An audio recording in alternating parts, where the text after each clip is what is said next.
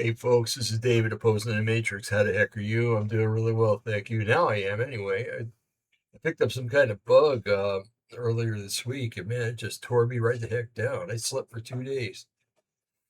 Oh man. But I think I'm on the mend, and I think I'm well enough to do a show tonight. So here we go. Okay. This is a continuation show, actually. Remember, we were talking about the Giants and stuff last week. We also talked about Iran, which maybe we should talk about again because it's really heating up over there. But anyway, we're going to continue on with talking about the Giants and the Nephilim, actually, where they came from, the different tribes and stuff like that, and that they were all over all over the stinking world.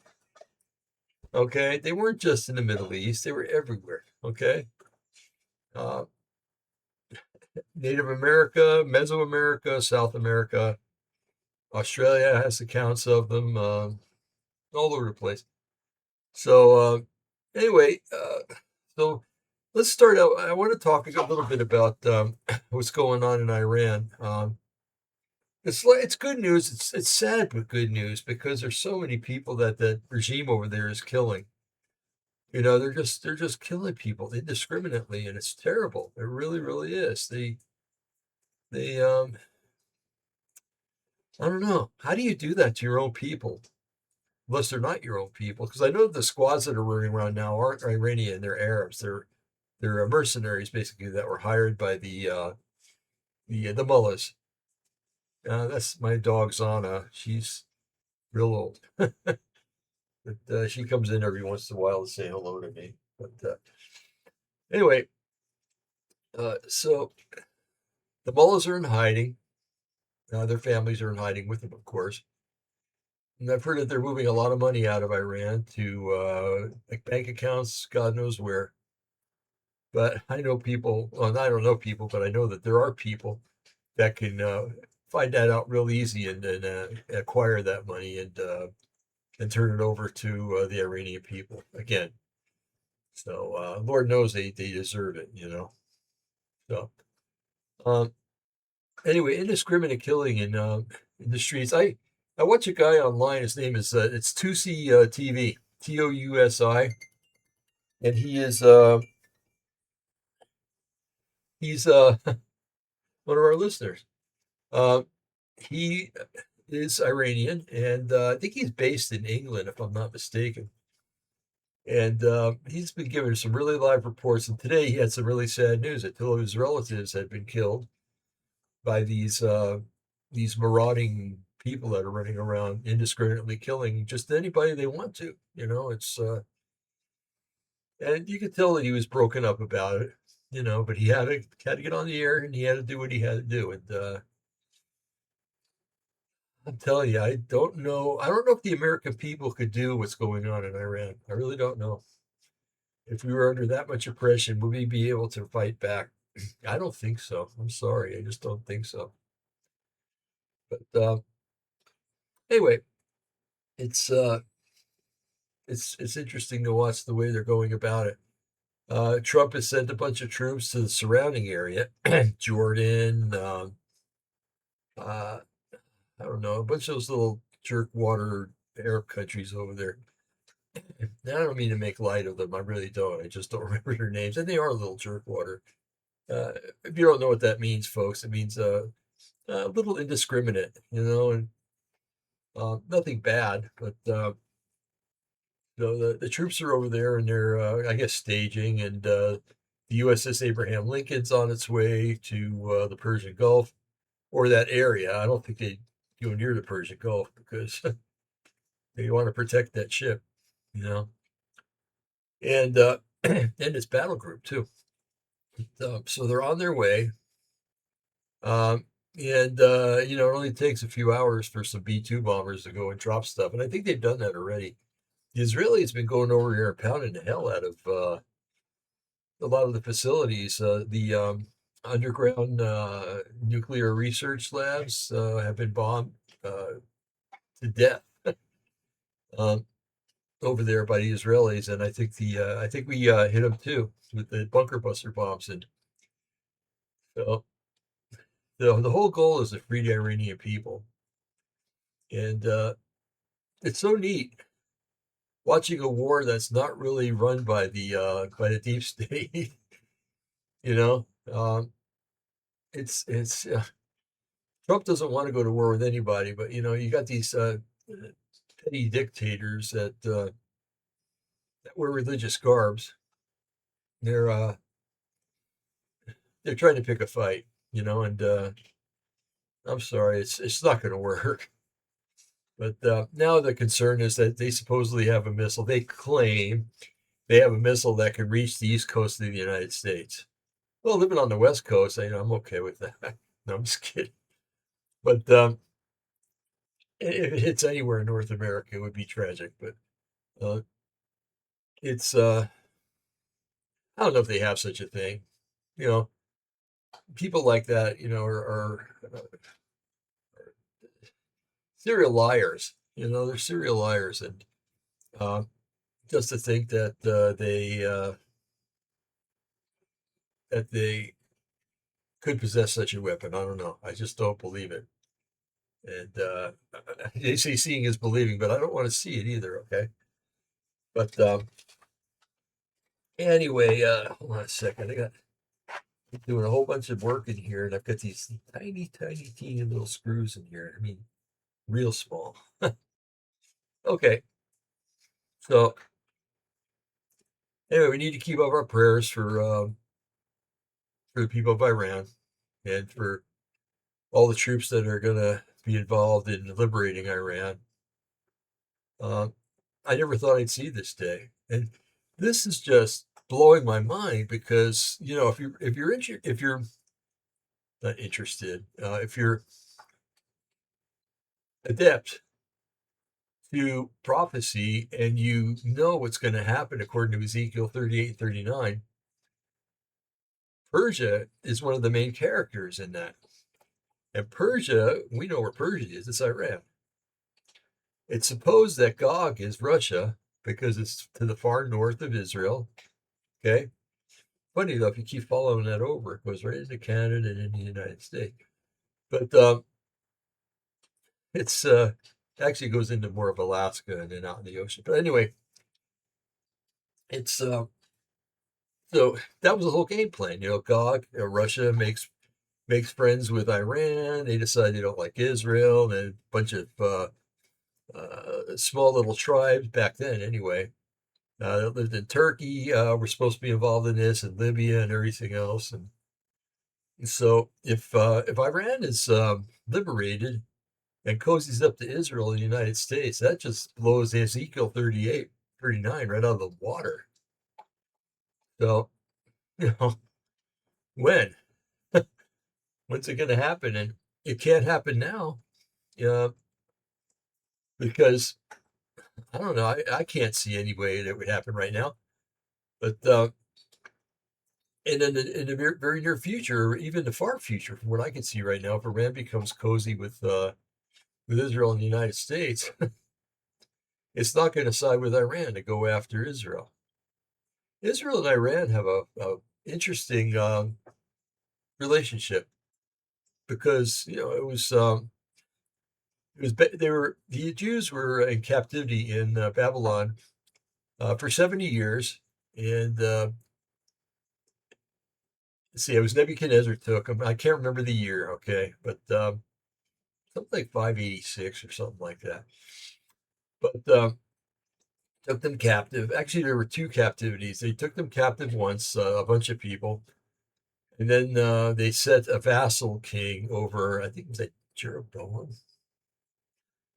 Man, I gotta get my facts straight. Anyway, they set a vassal king up over Israel, and on the auspices that this king was going to pay tribute. Well, after a while, this king says, "No, we're not paying tribute." And well, here come the armies of Nebuchadnezzar, Babylonian, mighty Babylonian Empire army, and they besieged Jerusalem. And this time, they sacked Jerusalem. They tore everything down and burned the temple and stole all the implements that were in the temple.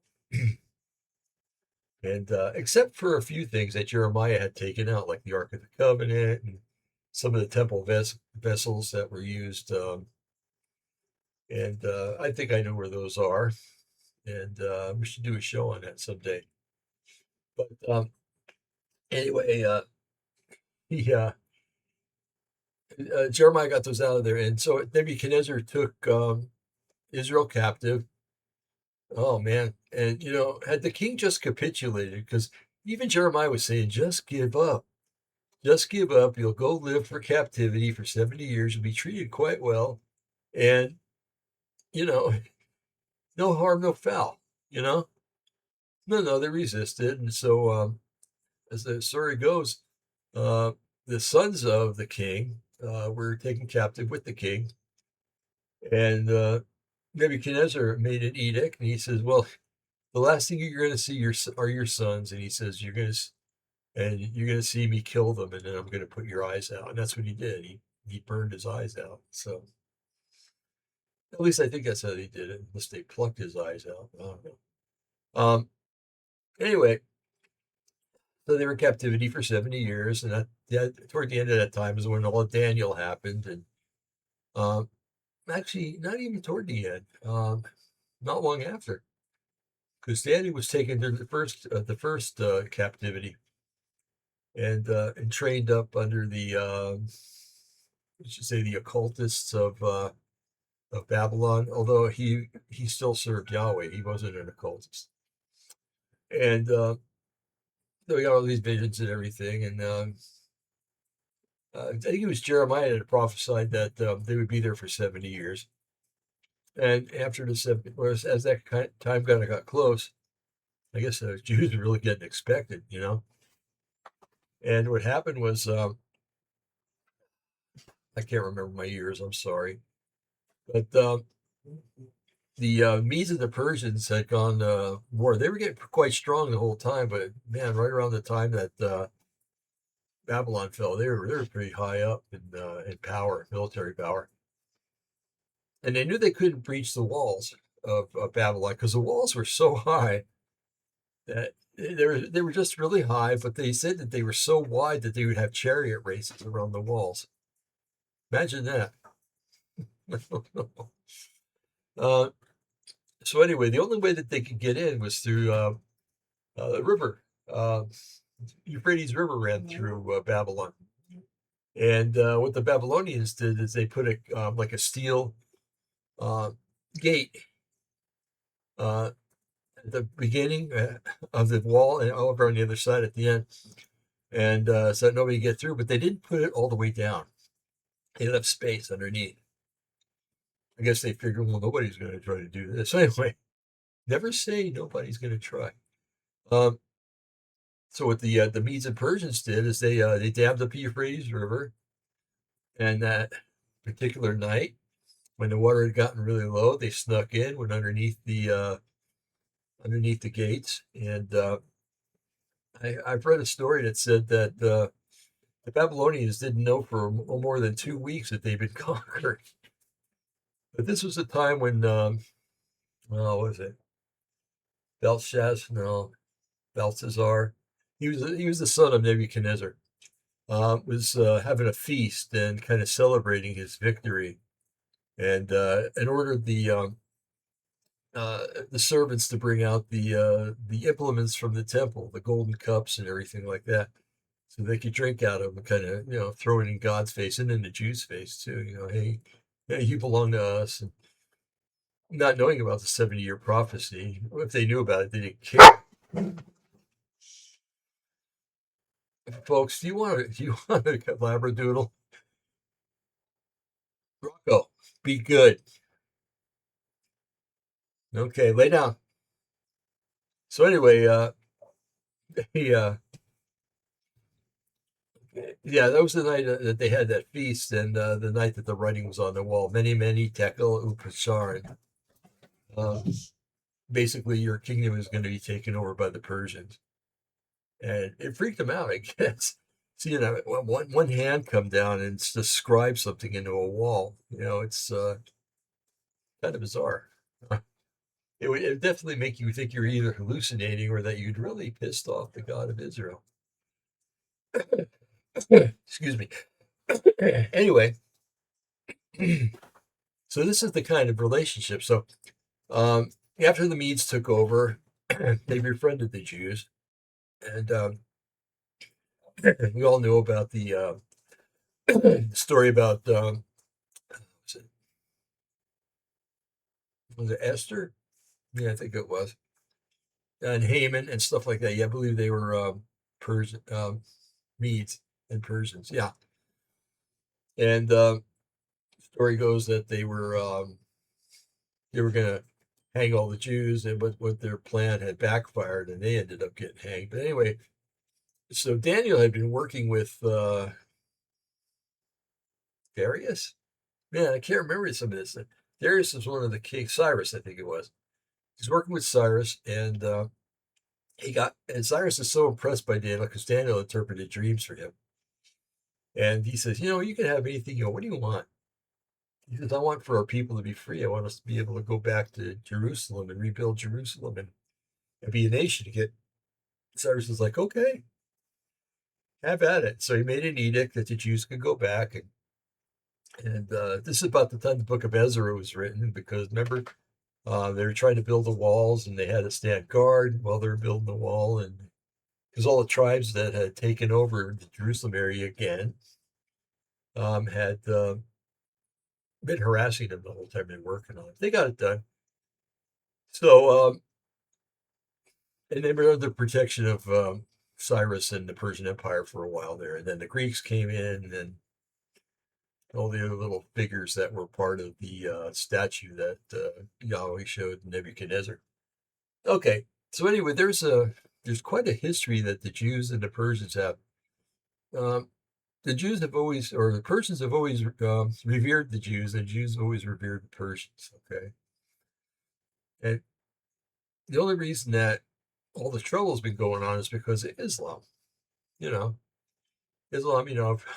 Us four and no more. Uh, if you're not one of us, you die. Um, we're a religion of peace. We want a piece of this, a piece of that, a piece of this, a piece of that.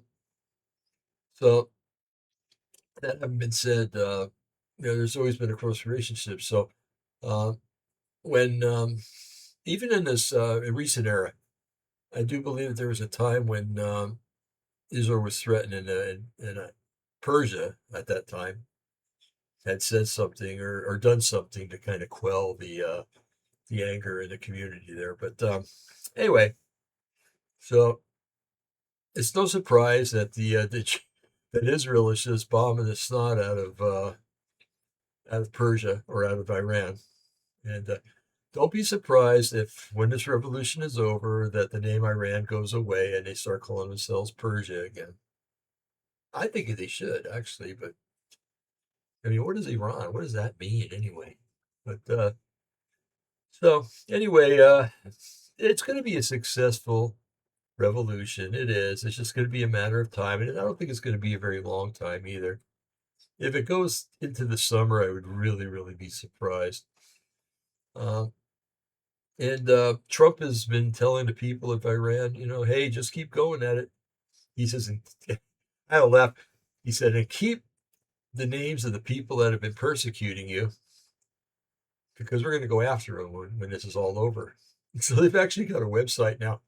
I got to find it and I'll share it with you next show, where they have all the people's pictures that have been allying themselves with the Khomeinis and stuff, and the mullahs, and with that stupid Arab faction that's been running around shooting everybody, and actually putting their pictures up on the internet. And what better way to jot down who they are and what they look like? They're toast. They're toast when it's going to be all over with. But anyway, I thought that was kind of funny. Tusi was showing us that on his show. You got to get on his tousi.com. You'll learn more about Persia and what's happening in Iran in an hour than you'll hear anywhere else in the entire world. I'm telling you. Okay.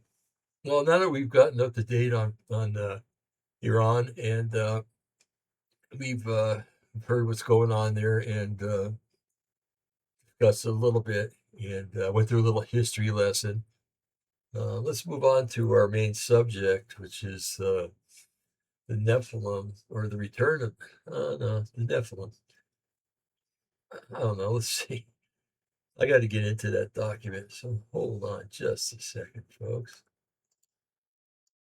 Okay. Now I left off at segment 3, the beginning of segment 3. We're talking about archaeological finds and stuff like that. And that's pretty well where we left off. And so segment 3 is really titled Fringe and Historical Connections. Okay. They added some of this to this too. There's a lot to add to it. Actually, that's the next document I added stuff to too.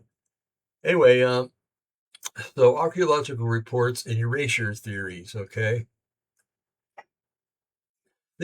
just think before we get to it. Think of why would they want to erase the fact that giant skeletons are being found or have been found, and to make light of it and ridicule people that have claimed to have done it. Okay.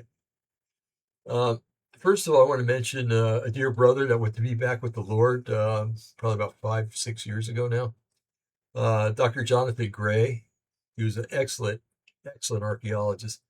The salt of the earth, the sweetest man you could ever meet. I'm telling you, I cannot wait to get to heaven and give him a hug. And I liked it when he got on the radio and went, "Hello, David." I loved it. That accent was so beautiful. Anyway, yeah, he was a real authority on this. And by the way, if you're interested, if you become a member of Opposing the Matrix by going to our Patreon page, you can download all of his books for free. Okay. Each and every one of them are PDF format. Now, Jonathan told me to do this. Okay. Well, he was alive. And I said, why would you want to do that? And he says, David, he says, time is getting short and people need to know. He says, I'm not always going to be around. I said, okay. Okay. So that's what I did. I'm following Jonathan's orders and offering his books for free. And man, I miss the guy. I really do. He's an excellent man. Anyway, there have been many historical newspaper era claims of giant skeletons. Many, many, many. Uh, Many are misidentifications, exaggerated hoaxes, or remains of tall individuals. Sometimes yes, sometimes no. Okay. The best responsible phrasing is some reports are questionable, but the pattern is interesting. Giant accounts persist globally, and the Bible already expects that. Okay. So how suppression could happen without asserting specifics you can't prove.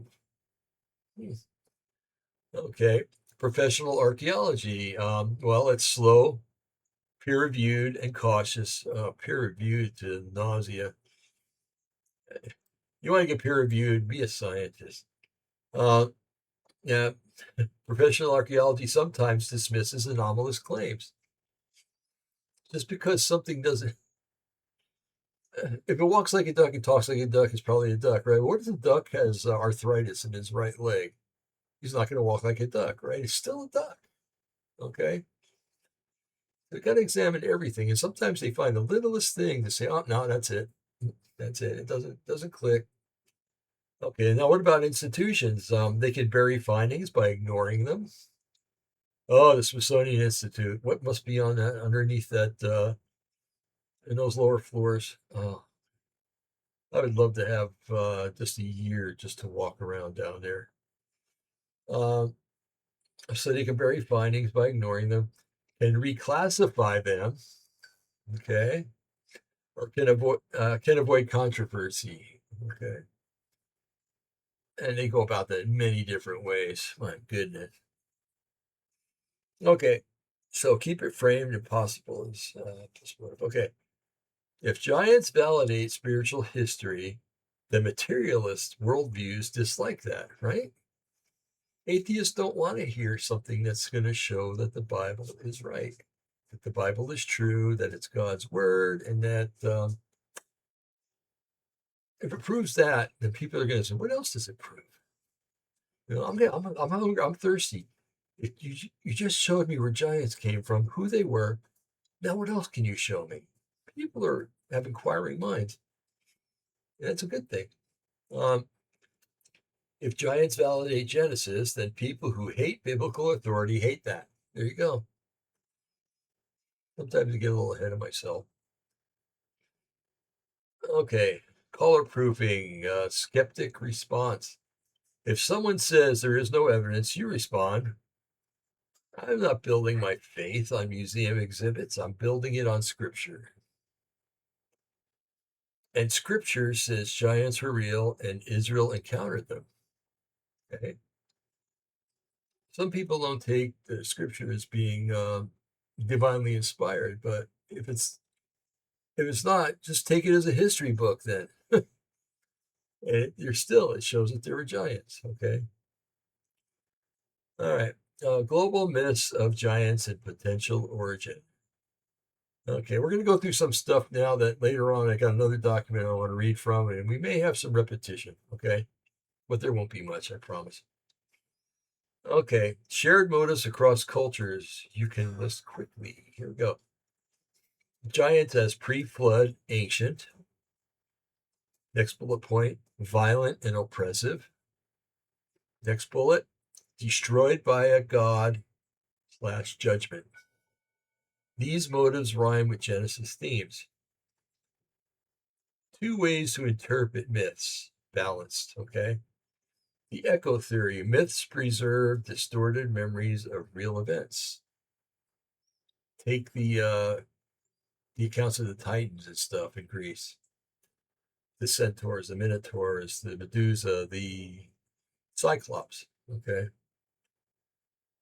Counterfeit theory, demons seed counterfeit legends to confuse the truth. Demons seed counterfeit legends to confuse the truth. True. Sometimes it only takes one word, you know, or punctuation. There was a thing a few years ago, and it said punctuation matters, and it said, "Let's eat grandma," right? And it said, now with punctuation, "Let's eat grandma." One turns you from a cannibal into a civilized one. One punctuation turns you from a cannibal into a civilized human being. Okay, safe on the airline. Okay, either way, the existence of a giant legends worldwide doesn't disprove the Bible. It's consistent with a world that remembers something big happened. Okay. Okay, men of renown. That's what Genesis 6:4 says. That these things were mighty men which were of old, men of renown. Meaning, not only large, but culturally famous. The hero archetypes may be a corrupted memory. Okay. All right, so some modern implications. How modern archaeology, I almost said astrology. How modern archaeology or government secrecy may hide the truth. Motives you can discuss without naming agencies. What's to stop me from naming agency? I'll name one right now, Smithsonian Institute. Okay, first bullet point, control of narrative. Then a sub bullet, origins of humanity, legitimacy of scripture, spiritual worldview versus materialism. Okay. Second bullet point, avoid claims like X agency or Y bones. Third bullet point, keep it in the realm of incentives and patterns. Sub bullet points two, institutions protect paradigms, anomalies threaten careers. We talked about that not too long ago, right? With the UFO thing, right? How, in the past, in the 1950s and 60s, you came out and gave a UFO report, they're ready to send you to a psychiatric hospital, which gradually changed and got better and better and better. If you were a pilot, a lot of times you got your license pulled. Um, it's yeah, it's crazy if a agency thinks that you're going to harm it or something that it's supposed to take care of, then it's going to harm you before you can do that. Okay, a more important point, even if zero bones ever produced, scripture is still true, giants still function in the in the Bible as a faith test. All right, let's see. Spiritual parallels, giants as an obstacle in life and faith. Okay. This is where we're going to kind of become pastoral instead of merely sensational. Okay. Believe it or not, somebody else came up with that comment, not me. All right. Fear turns giants into gods. In Numbers 13 to 14, the people panic, want to return to Egypt. Numbers 14:1. And all the congregation lifted up their voice and cried, and the people wept at night. Point: fear makes people surrender their destiny. Number two, faith reframes the threat. Talk about Caleb. Numbers 13:30. And Caleb stilled the people and said, let us go up at once and possess it, for we are well able to overcome it. You always have that one person that's got to have that let's go gang, you know? It's sometimes you have a whole group of people that say it, but when that one person stands up and sounds so ideological and so makes such common sense and says, let's go get them. And the pitchforks and torches come out and you storm the castle. Okay, so let's see. Same land, same giants, different spirit. What about giants today? Examples that we might be able to recognize here. We happen to see things that as we happen to have giants in our lives, all of us, and they're not necessarily people. One of them could be cultural intimidation. If you live in Oregon, believe me, yeah, you don't. It's gotten better. Don't get me wrong, but if you didn't say he, she, and her, him, and wherever, didn't use pronouns. That's what it is. If you laughed at somebody's rainbow-colored hair, you were downcast. And you were racist. No matter what color the person was, you're a racist. Okay. Yeah, I guess I am. I'm for the human race and against people that are trying to leave the human race. Okay. What about addiction cycles? Okay, there's another giant. Financial despair. Yeah, big time. Institutional lies. Yeah. And moral collapse. So a giant is anything that looks bigger than God until you remember who God is, right? And that's what happened in the desert. Finally, after 40 years, because at first they didn't want to go in. And then after that generation was gone, then they had to go in and they were like, okay, we ain't going to do that again. Let's go. And it didn't matter how big the giants were then. It was like, we're going to do this for ourselves and for our kids. Okay. So, what giants do you see in society or spiritually today? Okay. Oh goodness, the IRS, um, FBI, ATF, Democratic Party, Communist Party. Spiritually, well, Islam, Mormons are. I see them as spiritually giants that someday you're always going to take down. Um, oh, there's tons of them, you know. Just think about the things that you think are so powerful that God can't even take care of it. Okay. Or that you can't take care of it and you wonder if God can take care of it. All right. Let's see.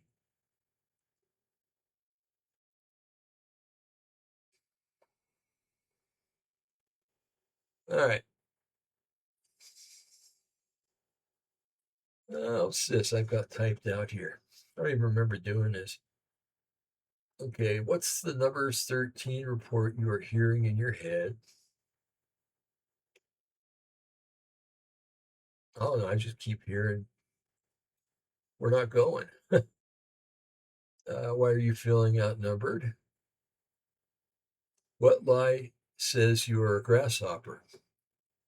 I don't know. I don't have that going on right now, but I have in the past thought that I was less than worthy and that other people were much more important than me. And and some people, if you're in the right relationship with people, some people are more important than you because they're supposed to be more important, and you make them more important. um, Such as a spouse, a child that's young and in need. Okay, that's the only thing I can think of.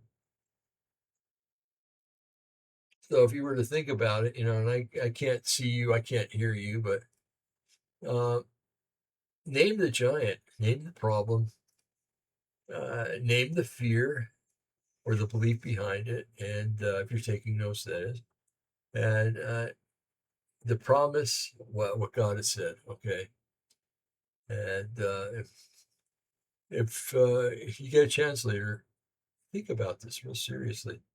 So you see that our giants in our lives are really nothing. Uh, yeah, you'll see. Anyway, so let's see. David and Goliath, the ultimate giant lesson. The contrast: giants intimidation versus covenant confidence. All right. First Samuel 17:4. And they went out, and there went out a champion named Goliath. When Saul and all of Israel heard, they were dismayed and greatly afraid. The giant strategy, not just size, psychological warfare, daily repetition to wear down hope. Chinese did that in Korea. I remember my dad telling me about that. They would constantly be playing on the speaker things that kind of wreck your morale, make you feel like you couldn't defeat them, make you feel that your cause was hopeless. In many cases, it was successful, unfortunately.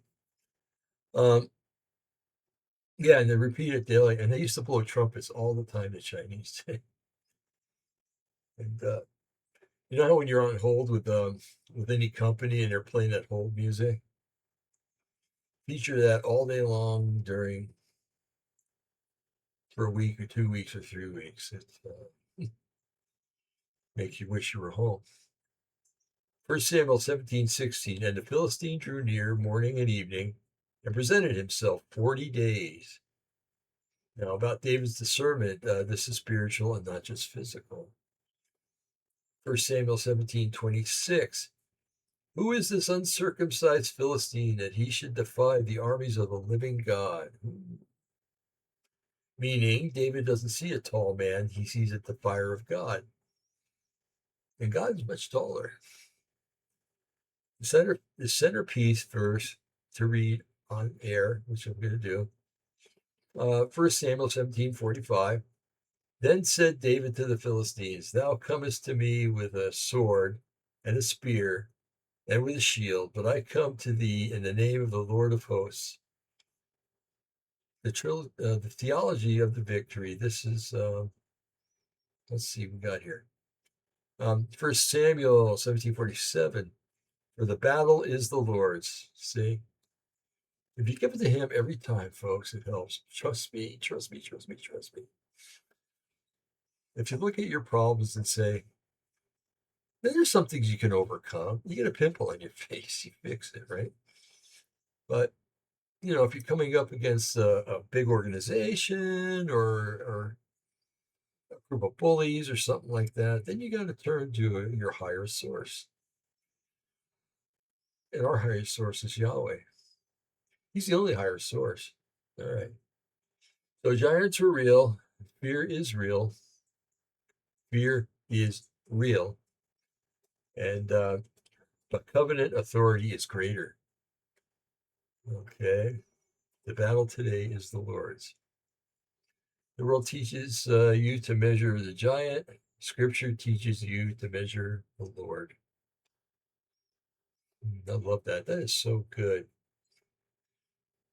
All right, so let's do some real quick things here. If someone says giants are just a metaphor, David and Goliath sure weren't metaphors. The text treats them as history. If someone says the spy is exaggerated, they may have exaggerated fearfully, but the Bible still names giant and clan later. They're real. They exist. If someone says you're mixing Bible and conspiracy, no, you say I'm anchoring in the Bible. Speculation is secondary. Discernment is primary. All right, now let's move away from this. I'm going to share this next screen with you. Okay, we're going to look at some very interesting things. All right, nice picture, huh?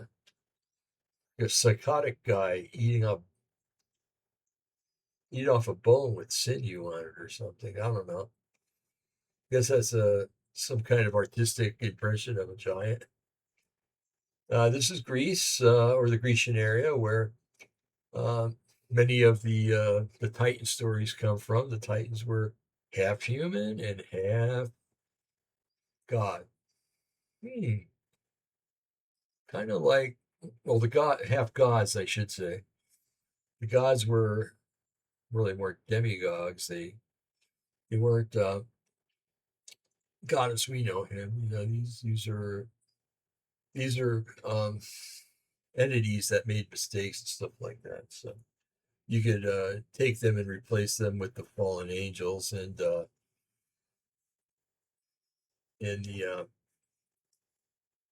Titans would be the offspring. Okay, I think this is Baalbek. Just the stone of Baalbek, and look at the size of that thing, man. It was supposed to be used for some kind of structure. How is that going to be moved? You tell me. I don't know. I don't think it's possible unless you're a giant. Or you're a giant, you get about 20 of you on it. You can move that or even two if you're a big enough giant. So, biblical and Hebrew foundation, primary source. Okay, excuse me. I just almost ripped out my ear pods here. Okay, Genesis 6, the original event. Text is Genesis 6, 1 through 4. Just remember this, folks. Genesis 6 shows the problem. Ephesians 6 shows the solution. Okay.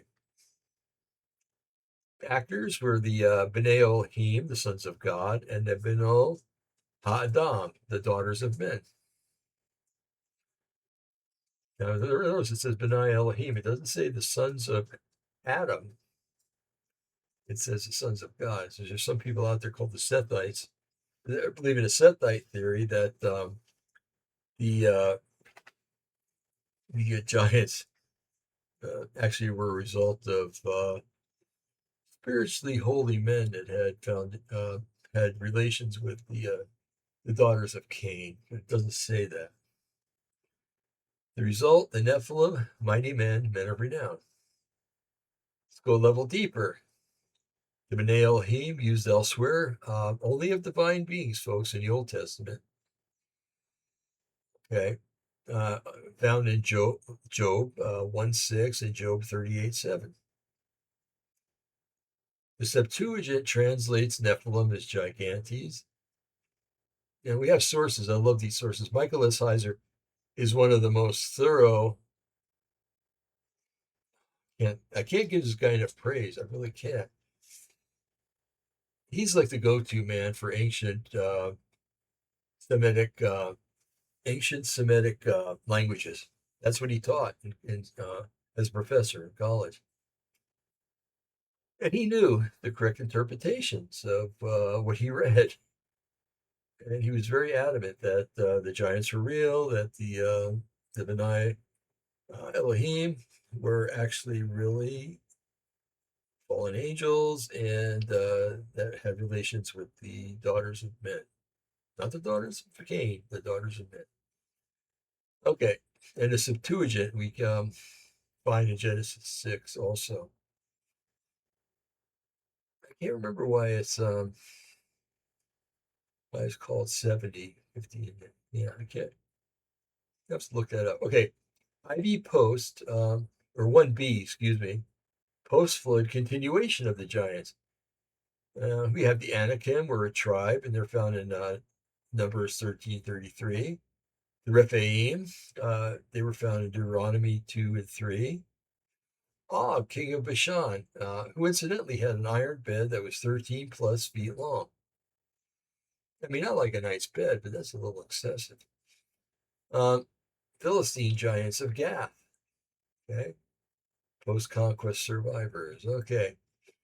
Primary reference, you find those guys in 1 Samuel 17, 2 Samuel 21, 15 through 22, and 1 Chronicles 24 through 8. They were described as the descendants or remnants of the Anakim, organized giant bloodline, and military champions. They like to fight. So some of the known giants. I don't know if you know this, but Goliath had 4 brothers. Remember where? Oh, I'll probably say it down here. I'm not going to get into that. It'll be down here. So there was Goliath, and he had a brother, Lammy, another brother, Ishbi Benab. You did not make fun of this kid's name in school. Okay. You held him with great respect, I guess. All right. Sipe, and another giant that doesn't have a name, only described as 6-fingered and 6-toed. All right. So we go to King James Scripture, 2 Samuel 21, verse 22. These 4 were born of the giant of Gath. So it's talking about the 4 brothers of Goliath. Okay, the Abian, possible giant associated people. I never heard of these people before my research today, so I learned something new. The primary reference is Deuteronomy chapter 2, verse 23. Their description, they were displaced by the Philistines or the Palestinians, possibly related or absorbed into giant clans, less explicit, but regionally connected. Okay, let's go a level deeper. The flood was a judgment on genetic corruption, not just sin. Let me stop for a second. If you read the book of Enoch, I am so tired of Christians telling me that the giants died in the flood. They did not die in the flood. Okay, they died before that. There was a period of time when Enoch was still alive before he was taken to heaven, where Enoch was commissioned by the sons of Benai Elohim to talk with Yahweh about having mercy on them because they supposedly regretted what they had done and they wanted forgiveness. And Yahweh, it's a beautiful speech too. You got to read it. He comes down. It doesn't come down. He sends Enoch back down and says, here's the deal. You guys had everything when you were here. Everything you ever wanted. You got to see things that no mortal will ever see.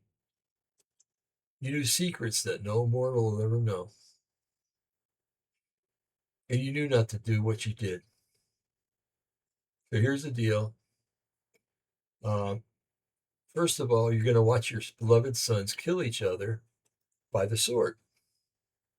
And then it says in Enoch, that's what they did. Each one took a sword up against the other until none were left. All right. Now, which really saddened the sons of God, of course, but the Watchers, the name for them. But hey, that's what happens when you cross Yahweh, right? But the giants reappear in strategic land corridors. Okay. Now, something I don't have here, I got to talk about. Anyway, before we go on, sources for I just talked about Deuteronomy 2 and 3, Joshua 11, 21 through 22, and these are the King James Bible. Okay. Back in the days of Abraham, he before he became Abraham, just before he Yahweh initiated a covenant with him, where he saw that he was a righteous man and wanted to establish a covenant with him because they were friends. It says Abraham, the friend of God. Anyway, he Yahweh what he did is he let Abraham fall into a uh, what could probably be described as a I want to say trance, but uh, he maybe it was a dream or vision. That's what it was.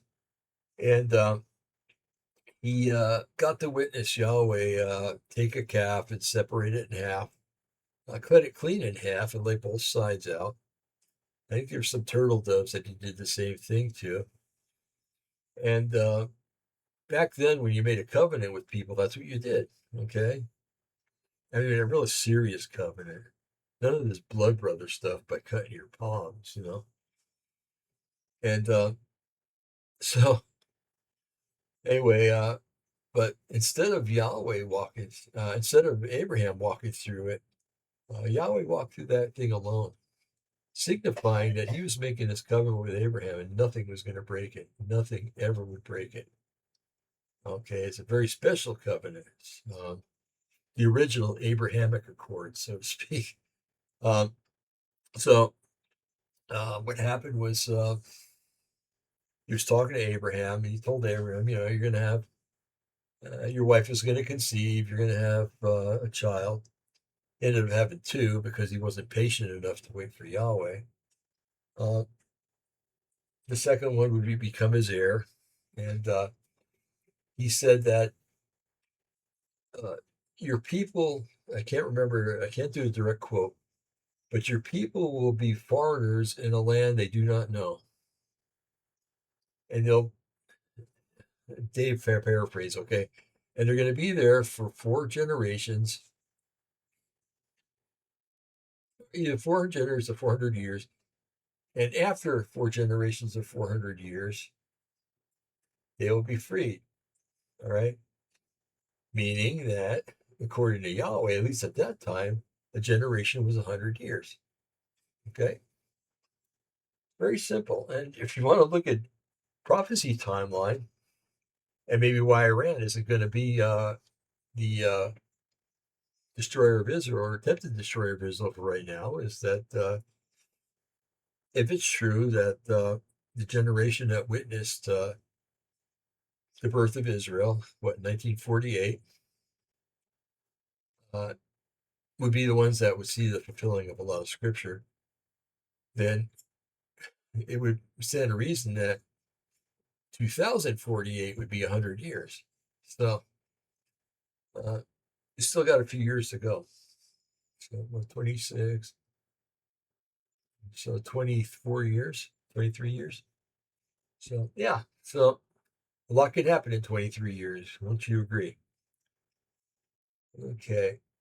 And why did I go into that? Oh, okay. Because and the rest of that speech, and he said, because they're going to go into that land, because the iniquity of I can't remember the tribe. The iniquity of the Amorites is not yet full. The Amorites was a group of regular humans that, as far as I know anyway, that befriended the giants and basically championed their cause. And they were the ones that helped the giants to get settled in Canaan, and I'm sure that they intermarried with them, or at least the women did.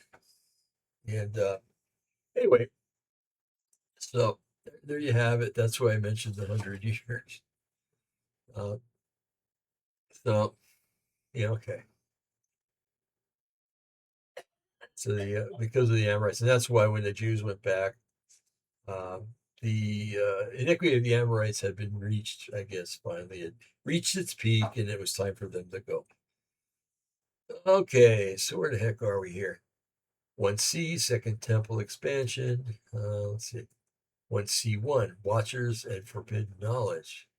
The Book of Enoch, angels descend on Mount Hermon, teach metallurgy, sorcery, astrology, and genetics. Yes, genetics, to mankind. The giants consume humans, which is cannibalism. It says they consumed all of the resources of men, and when that was all run out, they consumed mankind. Ah, that's why when you hear about giant accounts, you're wondering, you know, even with the Middle Americans, the Native Americans, I should say, here up in the northern North America, they have accounts of these creatures entering into villages and stealing women and children and stuff like that. And it wasn't good for either. Okay, early Jewish consensus. Enoch is quoted in Jude, chapter 1, verses 14 to 15, and it was accepted by early church fathers because it told the truth until the Catholics came in and didn't want the truth. All right. Sources. First Enoch, the Ethiopic, uh, Jude 1:14, and Tertullian, Irenaeus, Patristics. Mesopotamia, pre-flood memory preserved. Okay, this is really going to get interesting now. I mean, it has been so far, but stuff we really didn't know. Okay. It's a picture from Mesopotamia, well preserved. Some kind of king here. And there's this, he looks a lot bigger. These are probably grown men right here on the left. And this is a giant right here. So wouldn't surprise me if that's supposed to be Nimrod. Okay, it doesn't say. So this is a copy of cuneiform manuscript. Wow, how they learned how to read that, I never know. Here's some more. Okay, 2A, the Anunnaki and Apkallu. Now, get talking about Anunnaki, we're talking about uh, a cult, which is basically taken from the Mesopotamian narrative of what happened before the flood and tweaked quite a bit, and tweaked quite a bit by the ancient astronaut theory to make these things look like they were. You hear about Nibiru returning and stuff like that. Well, Nibiru was one of the things that was in this whole story. So the Anunnaki and Apkallu, those who came from heaven to earth. Second bullet point: semi-divine sages, and third, hybrid civilizers. The Apkallu are part man, part divine, later portrayed as corrupted, uh, and then to the flood judgment. 2B, Sumerian king list. Pre-flood kings reigned 10,000s of years, then sudden flood division. 10,000 of years, I would definitely contest that. I would write that if I was going to write. If I was going to write, oh yeah, Like what Hitler in Germany. Oh, the Third Reich is going to last 1,000 years. It never did. Okay, sources: Sumerian Kings list, WB 444. Second bullet: A. Leo Oppenheim, ancient Mesopotamia. Third, Amar Anus, on the origin of the Watchers. 2C, the Epic of Gilgamesh. You've all heard about that, right? Gilgamesh was two-thirds divine. He had superhuman strength, and the flood narrative via Unaptishtim. Tishitim. They actually get some kind of good points for we're getting that on the second try. Um, Problem: independent culture, same hybrid flood story. See, we're getting equal narratives of these different stories, so there's must be some truth, right? Egypt, God, kings, and colossal memory. Here's a picture of, well, definitely Egyptian by the looks of it. I don't know what they're doing there, but anyway. All right, then we have another one here. Their gods always had animal heads. The jackal and the falcon. I wish I knew more about their culture. And here we have the Sphinx, right? No, it's not the Sphinx. It's just a statue of one of the kings. Okay, so 3A, dynasty theology. Gods ruled physically before the pharaoh. Uh, Second bullet point, the pharaoh's divine bloodline continuation. So the pharaohs were derived from the gods that ruled originally. Sounds like Nephilim to me. 3B, colossal architecture, statues far beyond practical human scale, precision stonework with no clear tool explanation. Let's see, let's go a level deeper. Memory of larger than human rulers and genetic elitism preserved via bloodlines. Sources: Manetho Aegyptiaca, and also R.A. Schwaller D. Lubix, who wrote Sacred Science. Okay, number 4, Canaan, Levant, and Bashan, giant strongholds. Getting back into the Middle East now. There's a painting about David and Goliath. Okay. Isn't it funny that when these guys in the from whatever European country had painted these things? I don't know who painted this, but David always looks like a white kid, and Goliath looks like a brown kid.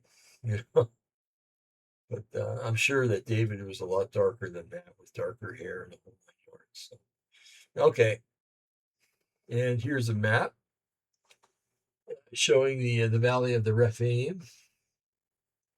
It all involved Baal Perazim, Gibeon, and Gezer. Those Hebrons down here, this is where Abraham kind of dwelt.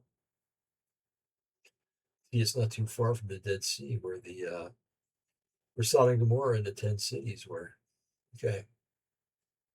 Okay, 4A, the Anakim and fortified cities. Okay, the fortified cities were Hebron, Debir, and Anab. They had walls, gates, and the walls are high. Emphasis on high walls. Okay, B, Bashan and Hermon. Hermon equals the descent location of the Watchers. Yes. And the next bullet point, Bashan is the Rephaim territory.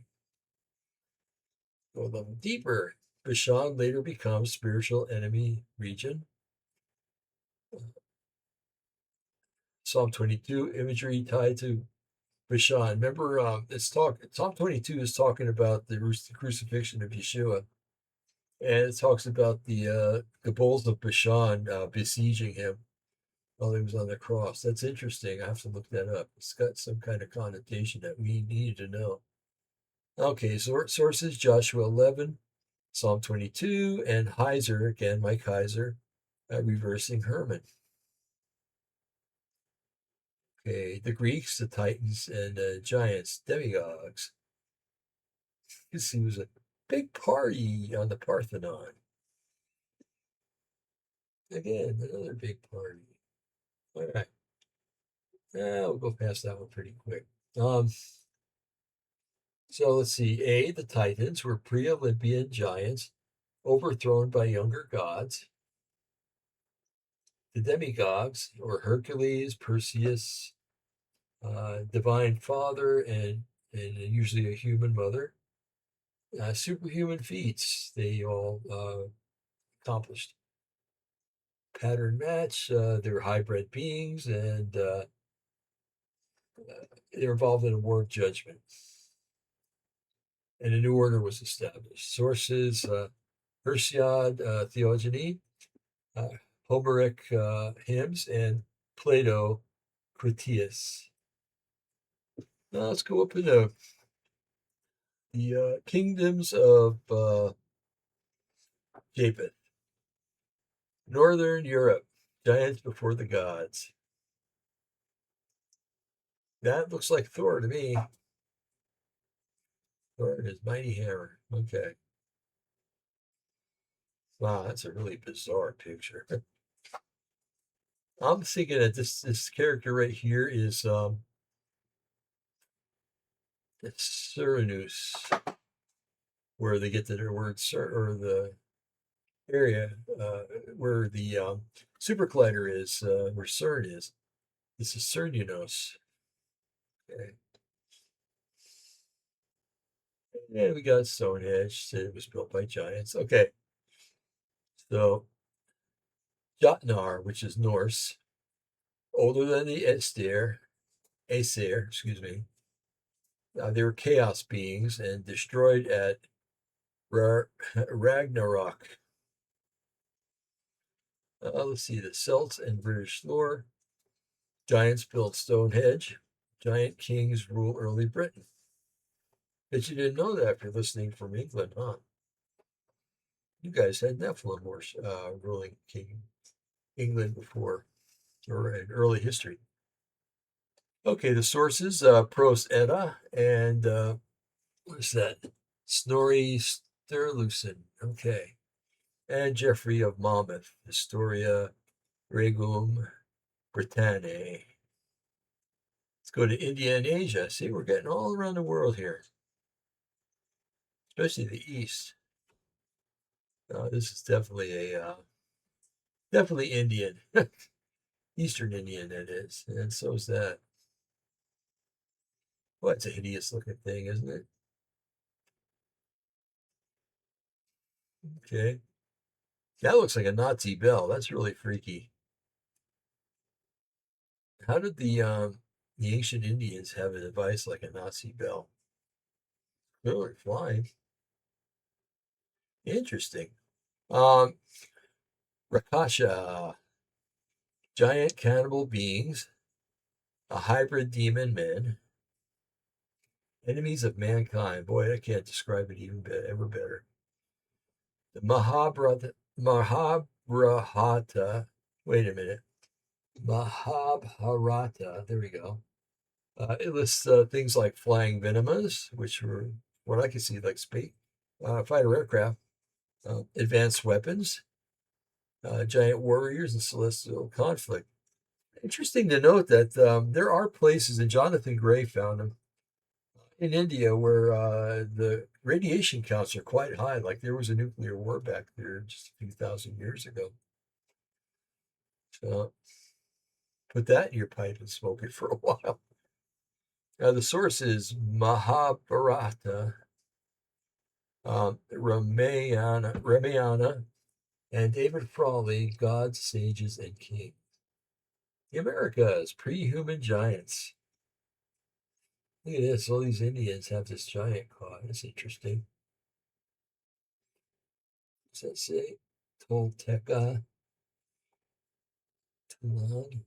So the Toltecs, that was down in Mexico. A group of natives in the central highlands of Mexico capturing and putting a giant to death. Ooh, I like it. What's this here? Wow. Well, you see that in the forest, you run. All right. A picture of a couple of guys with a mummified giant skeleton. That looks like it could be a result of gigantism. I don't know. That one's kind of strange. Okay. Mesoamerica, which means Middle America, the Strait of Isthmus there. the, the Panama Isthmus, I should say. So you had Quetzalcoatl, were giants before humans, destroyed by the gods. Interesting. Native American accounts, Paiute red-haired giants, Lovelock cave accounts. Yeah, there's interesting stories. You ought to read about those online. I think the second one here, the bottom one, or the top one, I think they kind of intermixed, but one of them, the giants were stealing people from the village, and finally they got, I think it was a Paiute, they got fed up with it, and they tracked these things down and cornered them in a cave, and tried to get them to come out so they could kill them, but they wouldn't come out. So the Paiutes set a fire there at the entrance of the cave and supposedly killed the giants that way. Uh, let's see, just like the Iranian people, you get tired of the giants in your life, so you get rid of them. Okay, sources: the Codex Rios, the Paiute oral traditions, and Smithsonian 19th century reports now disputed. Megalithic fingerprint, physical evidence. Sorry, folks. Okay, what we got here? That's that Baalbek again. This is down in South America somewhere. Look at those stones, folks. They say that they're interlocked so well that you can't even get a piece of paper between them. That's amazing. It looks like Easter Island. All the god figures on Easter Island. Yeah, the first one, Baalbek. And Sacsayhuman, then Gobekli Tepe, and then Easter Island. Okay, so this is the Tepe one. All right, Easter Island. Okay, unresolved issues: transport, lifting, precision, dating before civilization. Sources: the Graham Hancock Fingerprints of the Gods and Klaus Schmidt Gobekli Tepe Research. All right, let me see how much longer we got here, folks. It's almost up to the end. Okay, so synthesis and theological implications, repeating global template. So the divine beings descend, the hybrid giants are born, knowledge and explodes, corruption and violence, judgment and reset, memory preserved as a myth. Okay, so what did Yeshua warn about? As it was in the day of Noah, so shall it be at the coming of the Son of Man. Okay, so we got to do a series on the days of Noah. I've got one prepared. I just have to do it. Interpretation, not just sin, conditions, genetic, spiritual, societal corruption were all things that they brought to this earth. And aside from the genetics, of course, modern parallels, transhumanism, genetic manipulation, aliens as rebranded watchers. I love that term. Elite bloodlines, post human ideology. That does it. Wow. We actually got through all that. So you see, folks, it's been around forever, and it's all over the world. Even today, get a book. Oh, it's Solomon Islands Mysteries. I can't remember the author right now, but he talks about giants living in the Solomon Islands and how they used to terrorize the Japanese who had come to the Solomon Islands and taken them over and gotten eaten by a bunch of giants. What else? The big red-haired giant of Kandahar, another one. Uh, they're all over the place. They really are. Uh, that's all can I say. But now remember, we have a giant, an even greater giant. His name is Yeshua HaMashiach. And pretty soon he's going to come in the clouds with great glory. And I wouldn't want to be caught with my pants down, so to speak, when that happens. So, pants down, I mean, not prepared for him. There's going to come a time when it's too late, and I'd hate to see any of you get to there. I really would. I've been a believer so long, I don't even remember what it was like not being a believer. It, but I do remember a little bit, and I didn't like it. I didn't like my life, and I decided to do something about it. If you don't like it, change it. So my prayer is that anybody that watches this that doesn't know him comes to know him because he's the only one that's worth knowing. And on that note, I'm going to get off the air here. The next time we're on the air, we'll talk about something else. Don't you worry. Okay. All right. Well, in the name of Yeshua, I end this show. May Yahweh bless you and keep you. May he make his face to rise upon you, be gracious unto you. May he watch your going out and your coming in, your rising up and your lying down. May he bring you the peace that passes all understanding. Amen. And don't forget to pray for Iran and help out any way you can, even if it's writing letters, whatever you got to do. Okay. I know Yahweh will be happy of you when you do that. Okay. Good night.